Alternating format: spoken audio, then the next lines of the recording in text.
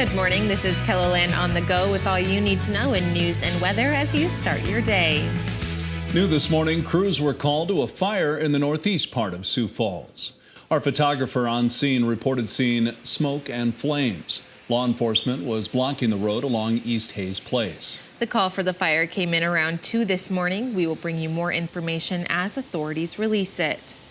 We have an update on 2 Watertown burglaries from last week. The suspects from the burglaries were identified as 2 14-year-old juvenile males from Watertown. The suspects are facing several charges, including third-degree burglary, grand theft, and intentional damage to property. The first robbery happened at Smokes for Less overnight January 23rd. Then overnight on the 26th, the suspects got into America's Pure CBD by breaking a window. Watertown police responded to Dakota Land Credit Union early Thursday morning for a burglary alarm. They discovered a burglarized ATM and an abandoned Ford truck. After reviewing surveillance footage, the police found 2 suspects attempting to break into an ATM. They were unable to break in and left on foot with no money. The abandoned truck was stolen from a Value Motors just before the burglary. Surveillance showed a darker colored car in the area of Value Motors before the Ford was stolen. The investigation is ongoing. If you have any information, contact Watertown Police.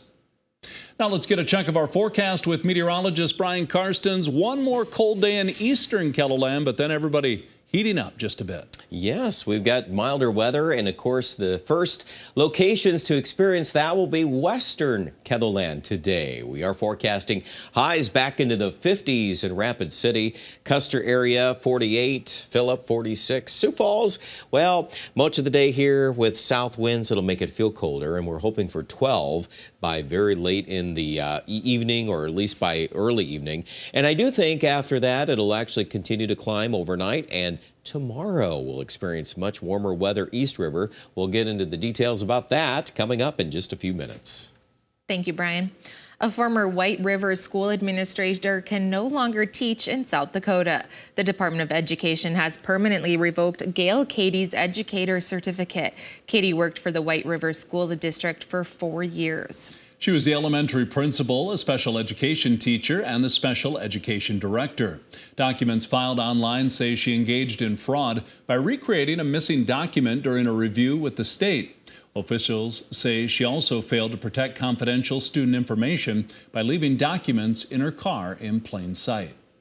There are more developments in the investigation into Senator Julie Frye-Mueller now that the Western South Dakota Republican is reinstated and has dropped her federal lawsuit. The closed-door testimony of a Legislative Research Council employee is now public. The document says she testified under oath that she felt violated and the conversation was unsolicited. She told lawmakers, quote, "This conversation went as far as to say my son would die, my child, that something physical might happen to him based on my parenting decisions. I truly believe that crossed a very clear boundary."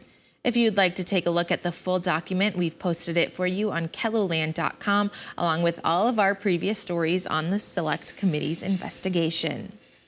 The Lifelight Music Festival is returning to Sioux Falls this Labor Day weekend, but this time in a brand new location. The Christian Music Festival will be taking over 22 acres of downtown Sioux Falls on Sunday, September 3rd. The main stage will be set up at 8th and Railroad Center with headliners like Skillet, Colton Dixon, and Cade Thompson already signed on for the event. There will be additional seating and vendor space at the 2-story CNA parking garage, a children's stage in the field behind 8th and Railroad, and overflow seating in Faywick Park, a location aimed at reaching the city's most underserved population. It'll be blocks from Union Gospel Mission, blocks from the Bishop Dudley House, and so a big portion of the festival will be services. We'll provide services for people, haircuts, clothing distributions, grocery distribution, along with a big stage, of course. Lifelight also hopes the event will help bring together all of the different churches and nonprofits in the Sioux Falls area. If you'd like to volunteer to help be a part of this new downtown festival, we have a link with more information with this story on Keloland.com. Well, after a month-long competition, a winner was crowned in the downtown Sioux Falls Burger Battle. 32 restaurants battled it out, and Crawford's was awarded the trophy for their triple jam burger. The general manager says they sold about 2,500 burgers. For January traditionally being the slowest month of most restaurants, it literally projected us to one of our busiest months. This year, more than 47,000 burgers were sold compared to just over 40,000 last year. Burgers were judged in 5 categories: patty, bun, toppings, creativity, and customer service. Well, that's a look at some of our top stories. Now let's get one last look at your weather with meteorologist Brian Karstens. Brian?